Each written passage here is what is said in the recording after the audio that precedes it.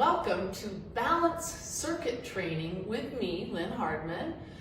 This particular exercise show is brought to you again by Community Access Yellow Springs. Yay! We're so glad to have that locally. And this is a class that's scheduled to begin May 1st, but who knows when it'll start, at the Wellness Center at Antioch College, where I teach sometimes.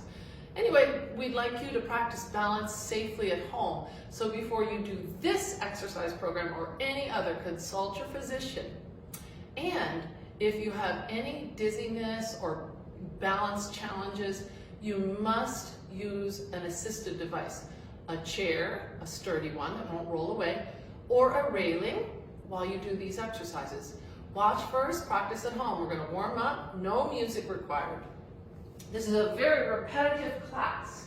You can use a safe, well-lit space where there's nothing under your feet to slip, trip, or fall on to practice your balance. Balance number one starts with good posture. So if your ears are over your shoulders and your shoulders are over your hips and your hips are over your knees and your knees are over your ankles, that's good posture standing. If you're seated, it's the same, with your knees over your ankles, and then your ears over your shoulders, over your hips. I'll use a chair and some props, but this would normally meet in a large space or outdoors where the stations are set up for you, and you move from station to station to perform these circuit balance exercises. All right, let's get started with a really simple warm-up. Balance is so important from the feet on up to the tip of your head. And the two most important areas of your body to keep in mind and train for balance will be your feet and your ankles, let's call them one part, and your brain. You can use a wall in a long hallway or a counter where you removed any scatter rugs. If you have a little dog or a cat who likes to get on your feet, please put them in a space where they won't trip you up. Did you know that close to 20, maybe 30% of all accidents, falls in the home may be attributable to a pet? Does this mean you should get rid of your pet? No, but be mindful. Okay, what am I doing here? I'm articulating through all of the 26 bones in my foot and my ankles and my knees and my hips. And I'm swinging my arms gently in opposition to those legs while getting nowhere slow, medium, or fast. This is called pedaling or toe ball heel. We're working on our posture. We're focusing our eyes on a point in the distance. You can always freeze and check, oh, do I have my right arm up with my left leg?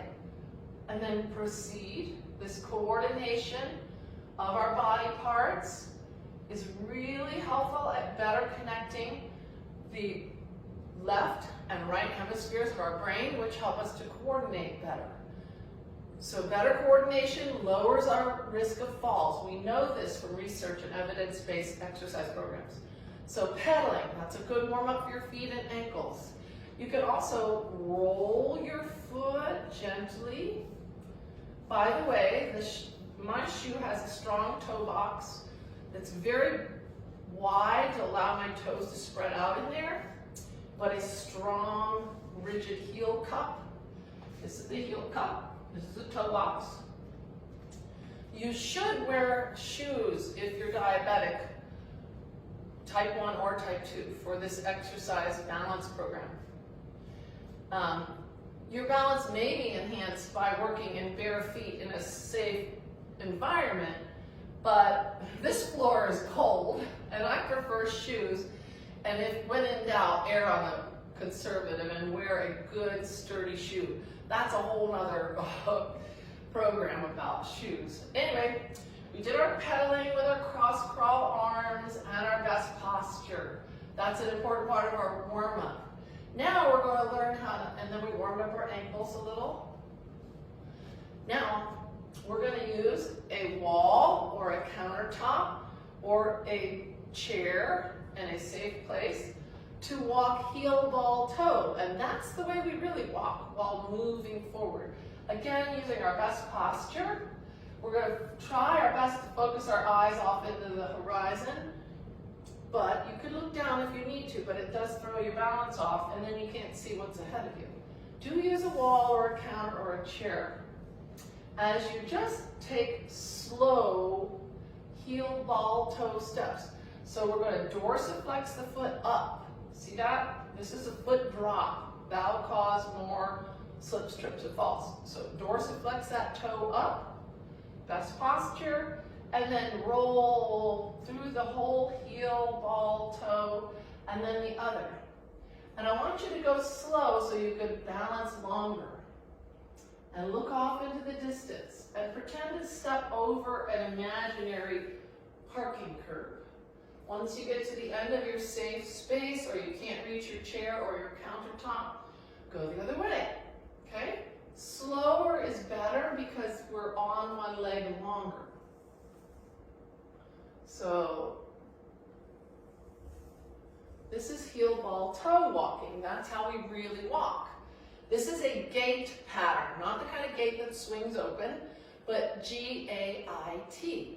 Okay, we're going to work more on gait patterns when we do our circuit, but that's a good warm-up.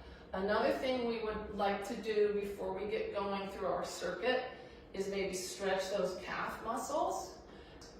So you can use a wall and step back incrementally to paste your heel on the ground and lean forward.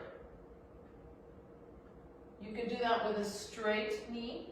And you could bend that rear knee ever so slightly and do a slightly different calf stretch. And you could do the other leg. Pasting the heel on the ground, keeping the knees straight but not locked. And then perhaps shifting your weight kind of into that rear hind quarter and bending the knee, pushing into the heel. And that's a good little warm-up for the exercises we're going to do. So remember, it's all about safety first, all right? Keep it safe and simple. You can glean at least 3 things from this balance circuit that I bet you could do safely at home that will have a major impact on better balance. The key is, we know from science-based, evidence-based exercise studies that your balance will improve when you do 7 to 10 minutes of balance training 3 times a week. Less than that, you might get an effect. More than that, definitely. But 7 to 10 minutes, can you carve out that much time from your busy life to reduce your risk of falling? You bet you can. All right, don't wait till you fall. We'll talk more about other things you can do that are really important near the end of this class. But for right now, follow along as best you can. We're going to work on, oh, and by the way, I've got a lot of props for this class, but did you know that being dehydrated can cause dizziness and lead to a fall? So stay hydrated. Here's to our health and better balance. This is our first gait patterns. Each one of these signs will have 3 options, so you can pick the level that's best for you. I already showed you one of these gait patterns, heel, ball, toe. So you would do that, again, slowly dorsiflexing that foot, looking off into the distance. If you feel like you're going to fall, you can lean into the wall or you can step out into an athletic position. Okay? So, do it nice and slow. Do it with your best posture. When you're ready to turn around, don't do it in a rush. And then go the other way. So that's the beginning level, heel, ball, toe, gait pattern. Let's say you're not challenged and you want to make it a little bit harder. Or then we can go heel to toe with that same pattern. And, well, here's what it looks like. It feels like I'm on my own little tightrope. Best posture, dorsiflex that leading toe. You could feel where the heel touches the toe while you look off into the distance. You might be able to do it with those cross crawl arms. If you feel like you're wobbly or losing your balance, you've got your chair or your assistive device, a sturdy rail. But you can also perform a step out, either direction. If you feel like you're falling, that's one of your safety nets. Now, to make this super duper challenging, and only for those who are ready, you would close your eyes. And now you're going to have 3 safety nets. Number 1, you'll be able to open your eyes in a millisecond. Number 2, you'll be able to grab your assistive device. And number 3 is your step out, okay? So that would look like this if you had your eyes open, but this is only for those who are having no issues or challenges with the previous 2. So, best posture, safe, clear area, closing your eyes while doing this. Wow, that makes it extremely hard. But I know that I can touch my wall, open my eyes, or step out, okay? So those are gait patterns. We can also do some sideways gait patterns. You could use a yoga block. That's probably what we would use at the gym. I've got a foam core roller that I have at home. So I could set that up, face the wall, and do some step overs. Try not to look down. Try to use your peripheral vision. That would be a level 1. A level 2, you could add a hop. A level 3, woo! So there's room for all levels of abilities, okay? So that's gait patterns. Moving on, our next station will be about posture and hip abduction. We're going to line up 3 points of our body, the back of the skull, the back of the shoulder blades, and the back of the pelvis to a safe place on the wall. And your heels can be very close to the wall. And just stand in neutral stance and feel the wall on all of those parts without leaning into it. Just breathe, relax, maybe open your shoulders and place the backs of your hands on the wall. That looks really simple, doesn't it? And then that would be level 1. Level 2, bring your feet smack dab together so that you can practice dorsiflexing one toe up off of the ground. Stretch your head to the ceiling and balance on one foot with those posture points just glancing on the wall. You could try that on the other leg. This looks very simple, but you might have noticed my balance shifted. Now, stage 3 would be hip abduction. Breathing. This is pretty hard, and we're strengthening our hip. So you could do 8 to 12 on that one side. And then you could try it on the other side. Remember, we're trying not to lean into the wall, but essentially that's our assistive device. Pull the navel in. You might find that your dominant leg gives you better balance when you're standing on your dominant leg. That's one clue that it is your dominant leg, is that your balance is better while you stand on that one. Whew, that's hard work. If you feel like you need to at any point during this class, you could stretch or rest, have a sturdy chair nearby. Mine's covered with props. Another important hip exercise you could do is squatting. You could put a nice thick cushion there if you want. Line your feet up very close to the front of your chair legs so that if you lose your balance, your bottom falls right in the chair and you don't hit the ground. Keep your head up, spot a point on the wall, hinge your hips back. Don't let your knees drift together. Keep your weight equal in left and right, and stretch your tailbone back and tuck it under and squeeze. Down, slow and controlled, up with a little oomph. How would you progress this? Well, you could do more, but even better, you could hold a weight close to your body. You could even hold your hands close to your body. And we will perform this actually at the beginning and at the end of our our balanced circuit class to show that we've made progress, because sit to stand timed test is a valid way to measure risk of falls.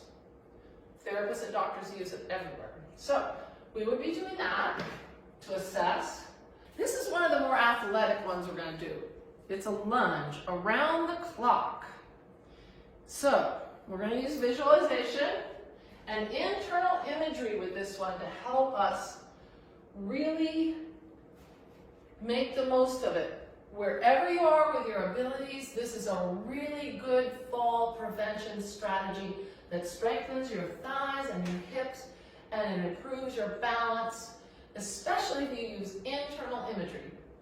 External imagery is a powerful form of a way to use your brain to improve your balance. External imagery would be like watching this show and learning by watching someone else do it and then trying it yourself. Internal imagery would be like climbing into the body of an agile, powerful, strong, well-balanced athlete. We're all athletes. So imagine your favorite athlete and imagine what they feel, what they see, what they hear while they're doing this exercise. And imagine doing it effortlessly, powerfully, through a greater range of motion and faster. Even if that's not in your abilities, imagining it, internal imagery, will help you get better. So today, I'm going to be Megan Rapinoe. I really admire that athlete. All right, best posture. We're going to have an assistive device like a chair or a wall or a bar, grab bar, sturdy one, or a counter. And we're just going to work on the leg that's away from my assistive device. And we're going to imagine a clock face on the ground. And we're going to step onto, let's say, 12. And go down into a lunge, down as low as you can comfortably. Now, if that's not in your range of motion, it is in your internal imagery athlete's range of motion. So you're just going to take it easy. Okay, and then step back. But we're going to go around the clock from 12 all the way to 6. So use your safe, comfortable range of motion. And from 12, you can step out to 1. Notice the front leg, the knee is not jutting ahead of the toe, and the back foot is on the ball of the foot. If that doesn't work for you, you can modify by turning it out. Because sometimes arthritis in the ball of the foot can prevent that from being safe or comfortable. Stepping onto 2.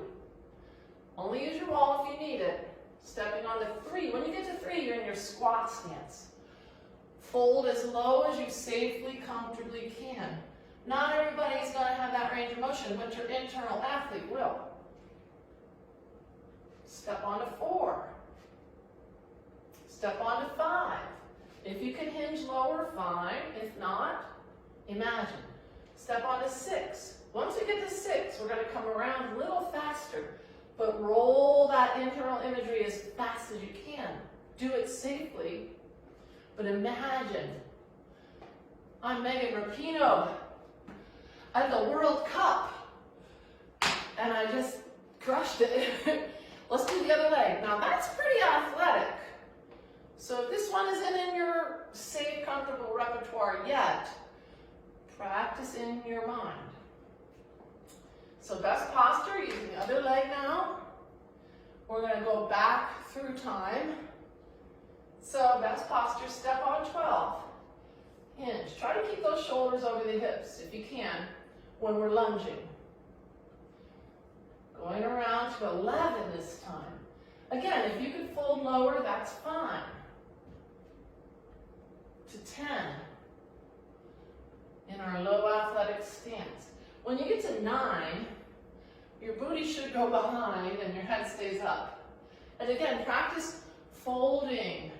This range of motion is really important. Should we feel that we're falling, so we tuck, get down low, and lower our risk of an injury, especially a head or brain injury. Now we're on 8 o'clock, 7, and when we get to 6, we're on that tightrope, yeah? So ready? We're going to go around faster but safely.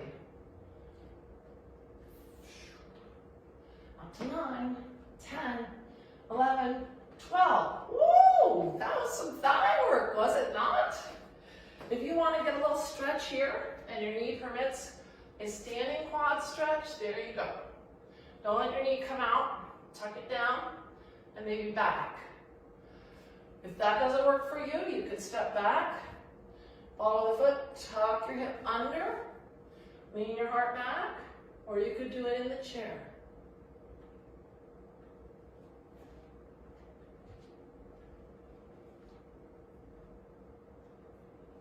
Stretching here, lowering, lengthening, or some of you might be able to safely, comfortably be here.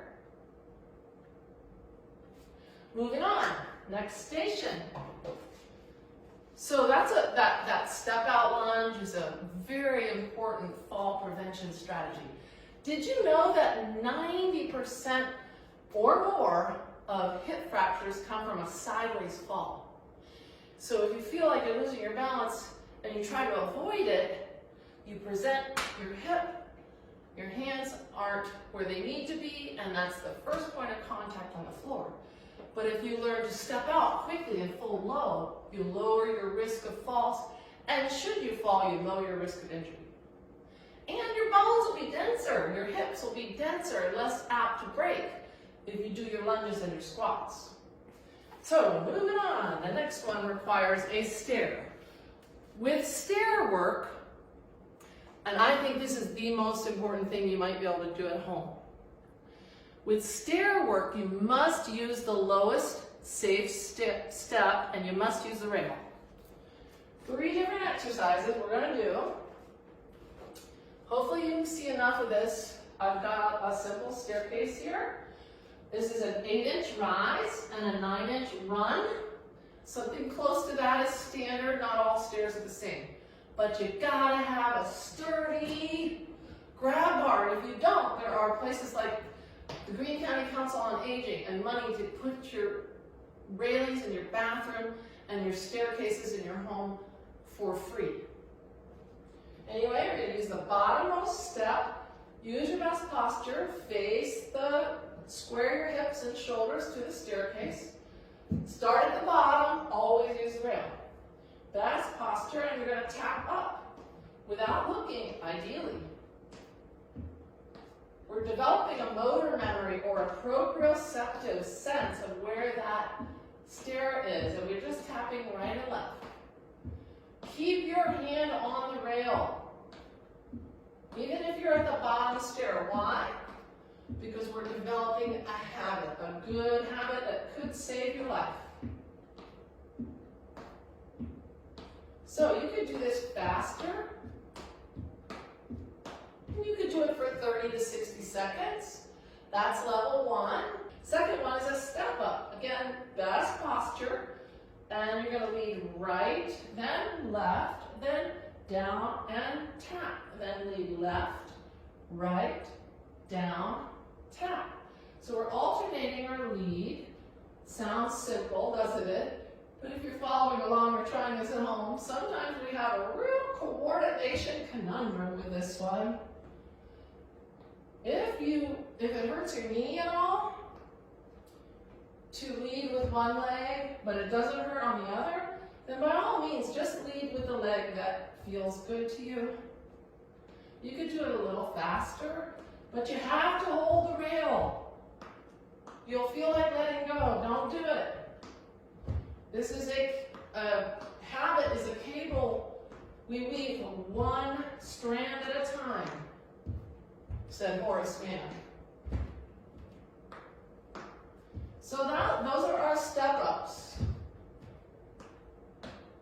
Good, so the third thing we can do, first one was tap-ups, second one was step-ups, is a strength and stretch exercise for our calves, our feet, and our ankles.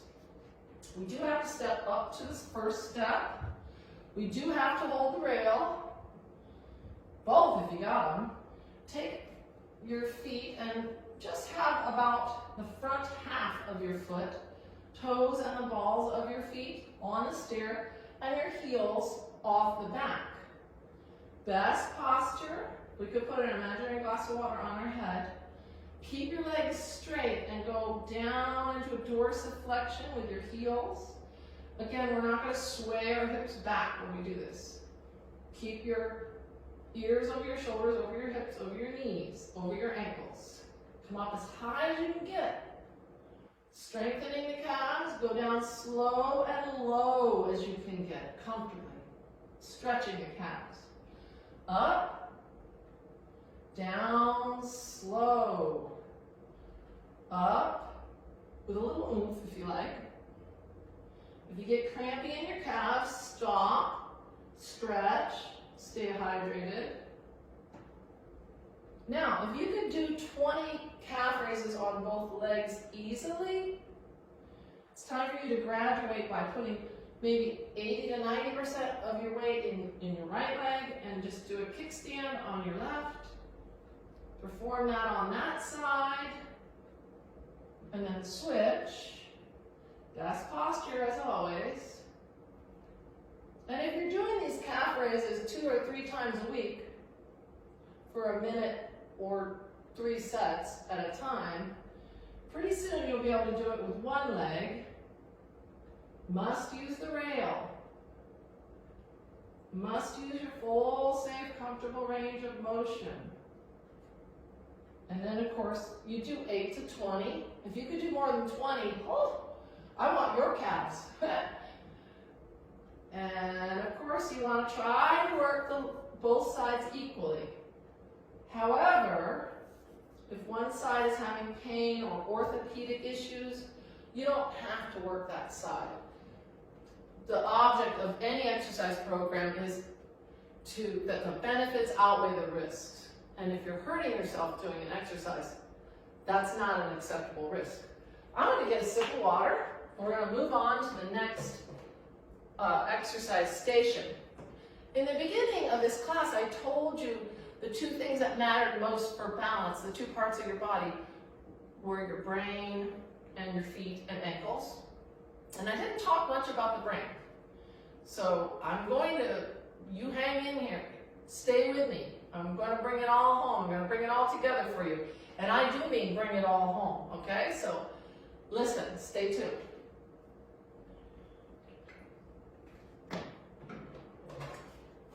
Next station. And again, there's a lot of room for different abilities. And this is one that really needs some abilities. Our next station is the jump rope station. Eek! But I don't know if you can see it, real or imaginary. Again, we can use our internal imagery to do this. All right? So I'll show you with my imaginary jump rope, and then I'm going to hazard a try with my real jump rope. So let's start in a safe place with our imaginary jump rope. This is a great exercise to just pretend you're skipping rope. Skipping is alternating your legs. Skip right, left. You could prance, and that's sort of a low to moderate impact with your imaginary jump rope. You can go fast, slow, you can do tricks. So that's skipping. You know that skipping is one of the things they assess children to see if they're ready for kindergarten. And do you know why? To use that opposite arm and that leg shows that their brain has matured enough and has enough connectivity to cross the midline and to begin reading readiness. So skipping is a great exercise for your brain and your heart and your body. That was level 1. Level 2 would be to hop with your imaginary jump rope. So you can see I'm not leaving the floor, right? But that's a great exercise. So hopping is both feet. Skipping is one or the other. Okay? Now, that's level 2, hopping. Level 3 is hopping on one foot. So you could do, now you don't have to leave the ground even. Just balancing and bobbing up and down. That's a great exercise. Maybe 8 times on each leg. If you want, you could tap your toe down when you need. So, now that was with our imaginary jump rope, and it got me like feeling, whoa, my circulatory system's working. But if you have a safe space, and this is just a regular old plastic, we call this a licorice rope. Do not eat your licorice rope. A nice length of jump rope for you would have, if you step on it neutral, would have the handles come nearly to your armpits. You need some clearance. So you could do your skipping, leading with one foot, leading with the other, or alternating. You could do it fast or slow. The next step would be hopping. And you can hop with both feet, slow or fast. Jump rope is an excellent cardiovascular exercise too. And then the last would be hopping on one foot, okay? Again, make sure you got clearance. Like the ceiling just moved, right? And we could do it on one foot, maybe 8 times, and the other foot.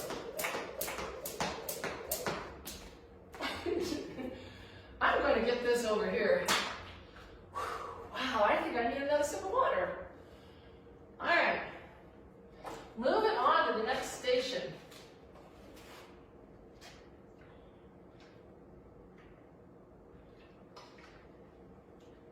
Next station, oh, this one's fun, is a hand-eye coordination and reaction station. All right?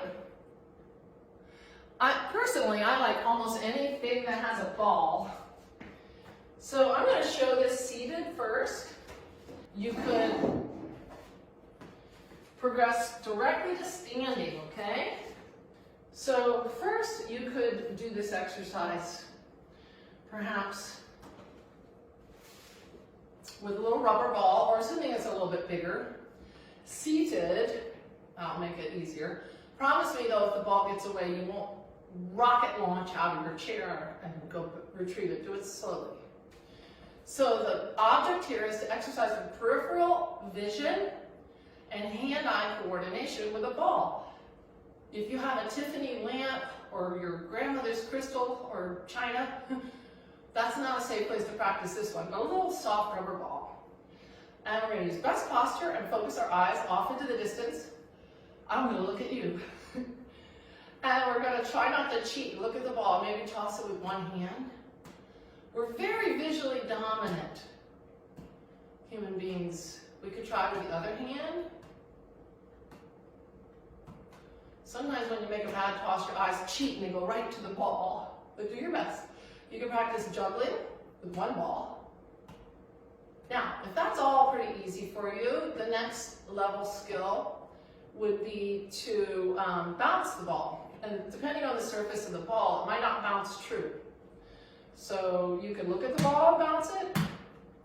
This gets hard with a little ball. You could not look at the ball and bounce it. So I'm really using my peripheral vision and my hand-eye coordination. And then the third would be to juggle.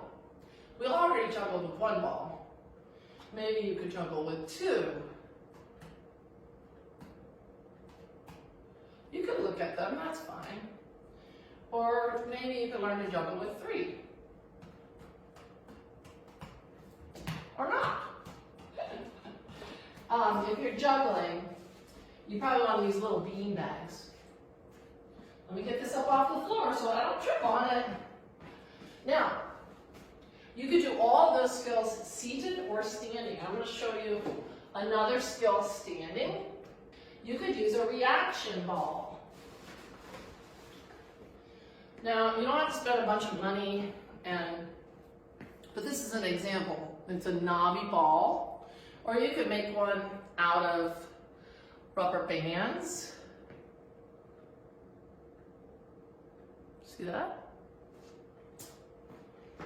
And you want to get down into an athletic stance. I'm going to start with my rubber band ball. So come down as low as you can.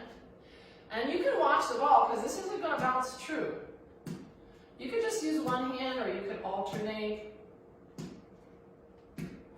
So when it hits a funky angle, it goes differently. That was pretty easy. Let's try the reaction ball. That makes it a lot harder. So again, down. Why is hand-eye reaction time and peripheral vision important to our balance? What do they check every time you go to renew your driver's license? Your peripheral vision. And your hand-eye coordination is highly relevant to any activity of daily living, most especially your balance and your ability to avoid an accident. So, down low, watch the ball, but don't drop your head too far. This one's gonna get really hard. All right. Well, if at first you don't succeed, try again. This one's hard. Wow. Oh, you get the idea. Next one is agility. Why is agility important for reducing your risk of falls? The faster you can get your feet out and fold, the less likely you are to fall. So I have an agility ladder. Do you need an agility ladder? No. You can use masking tape or you can pretend. Use that internal imagery. My kids were little and we were watching the Olympics. They were fascinated by the balance beam. We made one with a big wide strip of duct tape in the living room and moved everything out of the way. So make sure your space is safe. Our agility, we can do just plain old fast feet. You can start at one end and just do right, left, right, left. Do it at your best of your abilities. When you come back, you can do left, right, left, right, left, right, going a little faster. If that's easy for you, you could go to the next level and do it out, out, in pattern. So outside of the ladder, right, left, inside, right, left. Out, out, in, out, out, in. Stay low. Oops, I messed it up. This is a good brain trainer. Out, out, in, out, out, in. I messed it up again. You can lead with the other foot. Left and left and. You get the idea. You could do a zigzag and you could hop. Or not. You could zigzag in, out to the next square. In, out. In, out.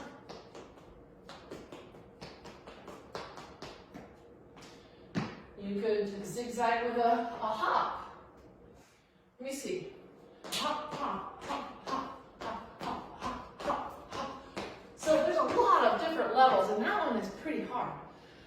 You get the picture. We're going to roll this ladder out of the way. I need another sip of water. How are you doing? I miss meeting up with the folks that come to these group exercise classes, but we're staying at home to reduce the risks for now. And we have succeeded thus far. And some of you might want to continue. And that's going to be hard. But together we can do this. We've already bought ourselves time by social distancing, hand washing, and just being mindful and safe.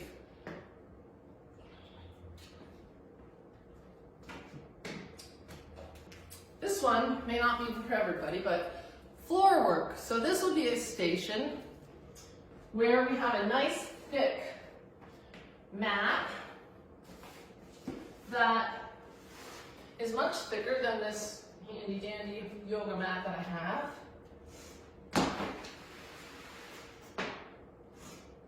If it's right for you, practicing getting up and down off of the floor with a nice thick cushion is a really important skill for life. Sooner or later, you might find yourself on the floor and you might need to get up. So I suggest having at least 2 ways to get up and down off of the floor safely. This involves a lot of hip and leg strength, and arm strength as well. So here's a couple of different ways. You could softly bend at your knees, hinge forward at your hips, pull your navel in, and get down an inchworm out. Just hinging your knees until you get to all fours. While you're here, you can enjoy a little cat-cow, spine limbering. You could do a little pointer dog or clockwork to strengthen your core. You might as well, since you bothered to get down. So coming out of that, in reverse, get your knees up, walk your hands back, hinge through your knees and hips, support your body as you come up gradually. So you don't get a little dizzy when you come up. That's common. If you get dizzy coming up from any down low position or seated, you're going to fold back down safely, quickly.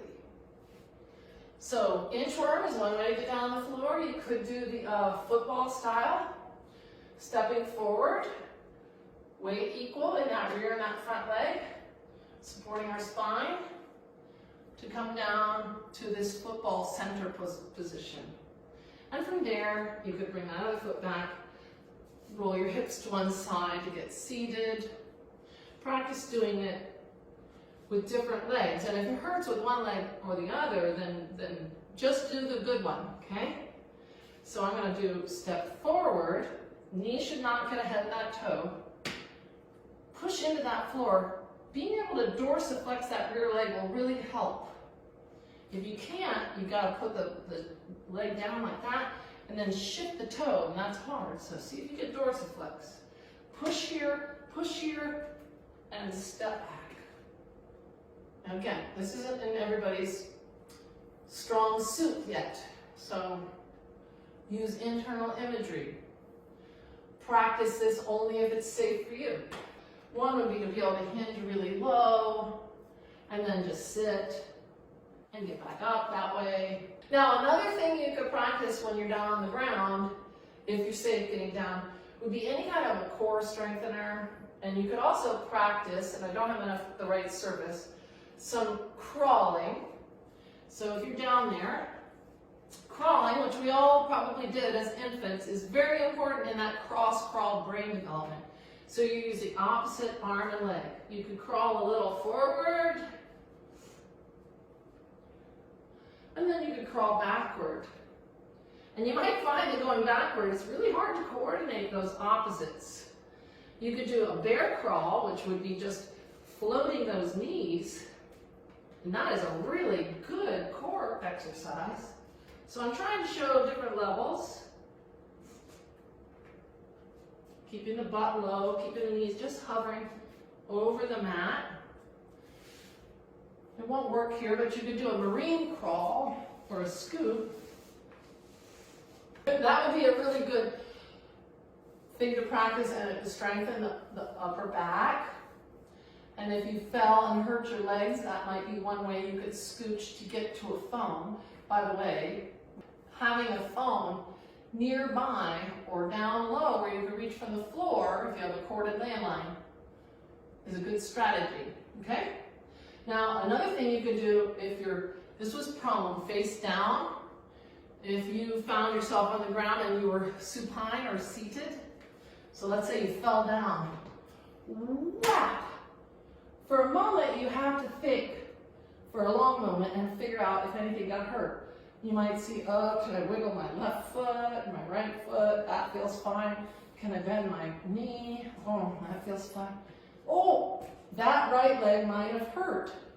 I might be able to test my wrists, my hands, my elbows, my shoulders, different ranges of motion, my neck, being able to look sideways. Don't do anything too fast. If you fall, you're going to get up slowly.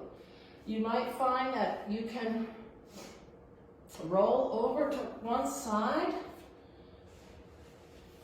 If that left or if that right leg is hurting, I can use this left one, And I might need to practice scooching until I get to a chair. And then all I have to do, if my phone were up over here, how am I going to do this, you say? If this leg is hurt, broken, I have to get this hip to there. That's about that much room. So I'm going to use my upper body strength.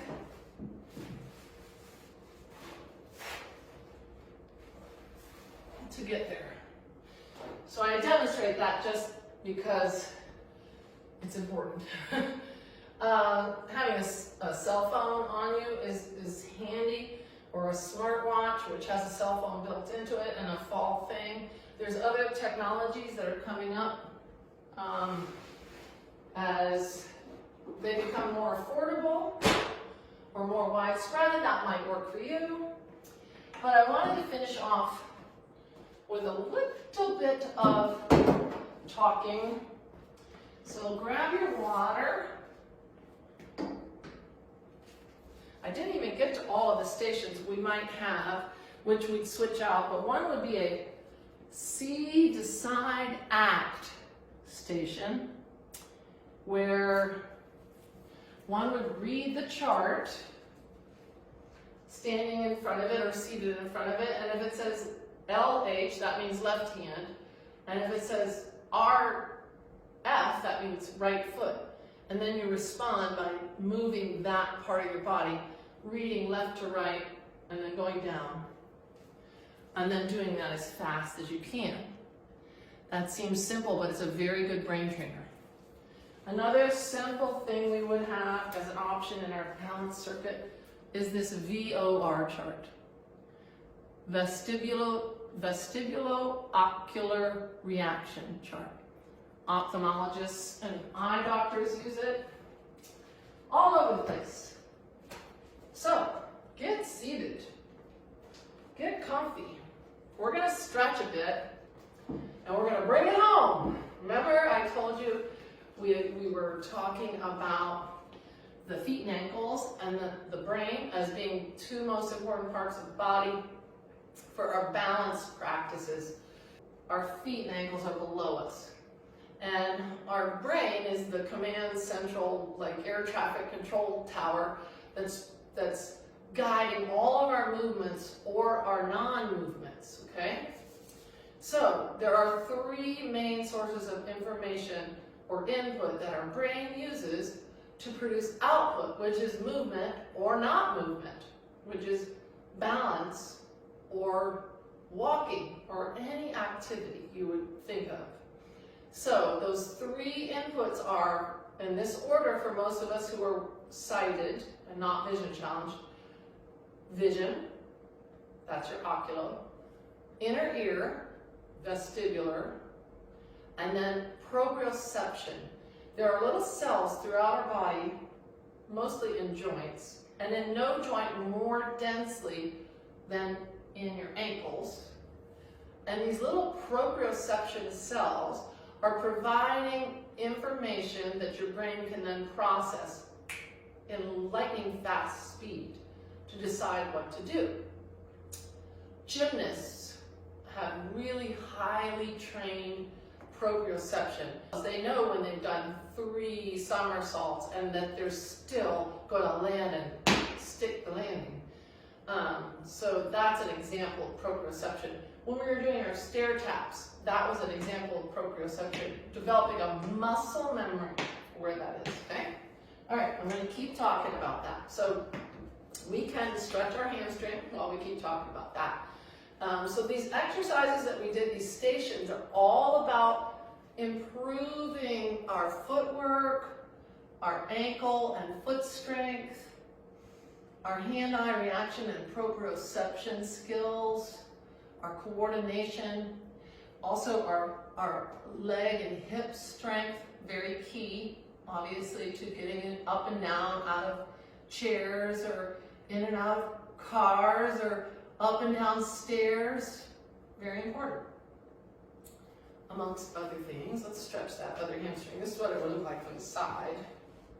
You want to be in a comfy place on your chair. Keep your back long and strong. Support, lifting those toes, stretching your tailbone back.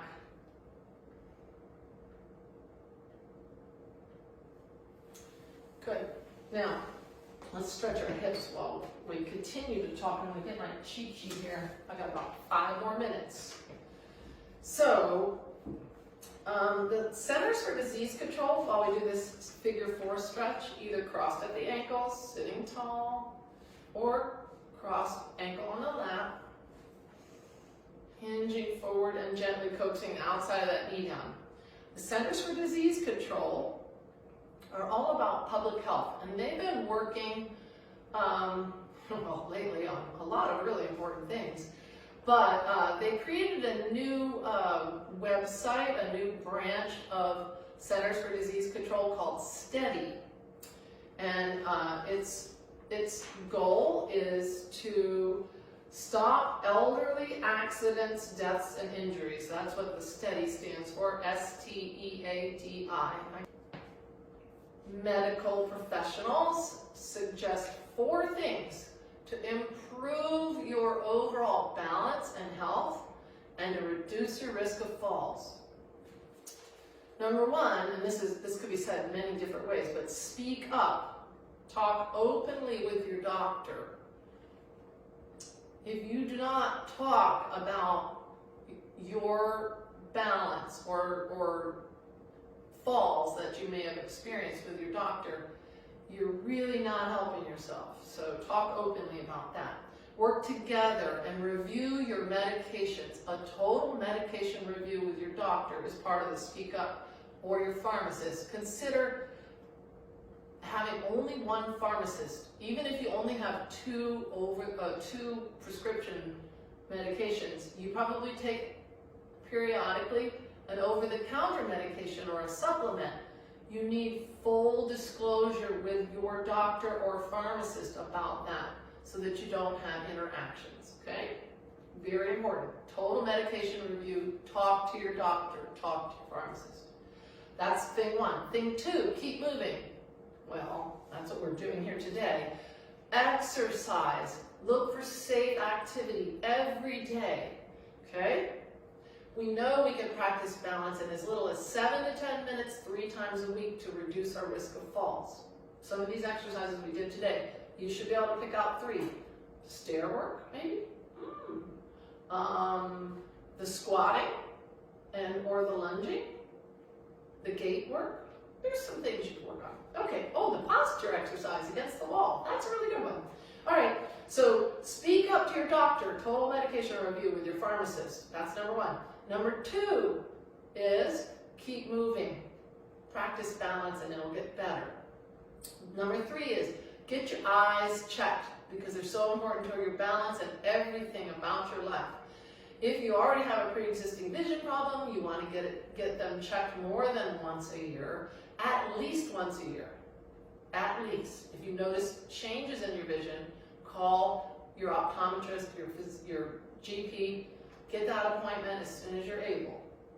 And so it's speak up to your doctor, get a total medication review, talk about falls with your pharmacist, your medications. It's paid for by your health insurance. 2nd, keep moving. We know that's good for us. 3rd, get your eyes checked. And I want to throw in there your feet too, especially if you're diabetic. Okay, that's part of talking with your doctor and having your regular exams. Eyes and feet, head and toes.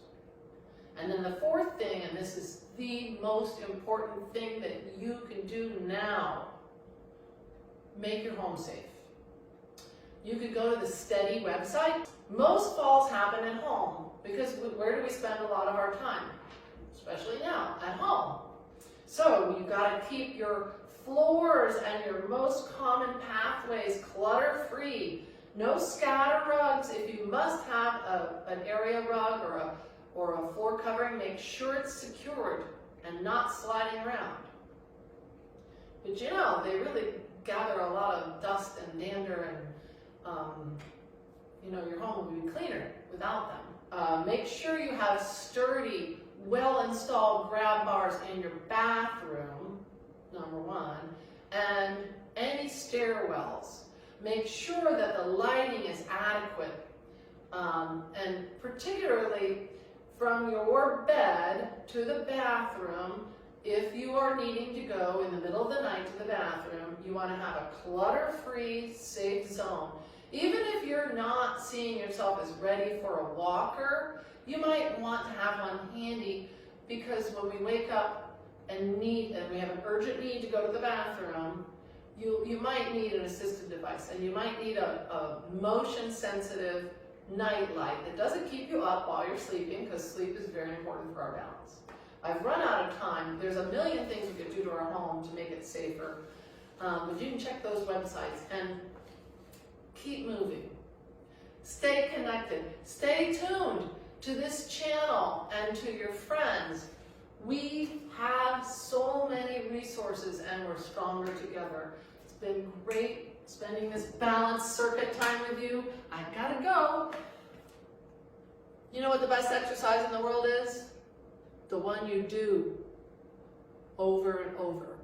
Good luck.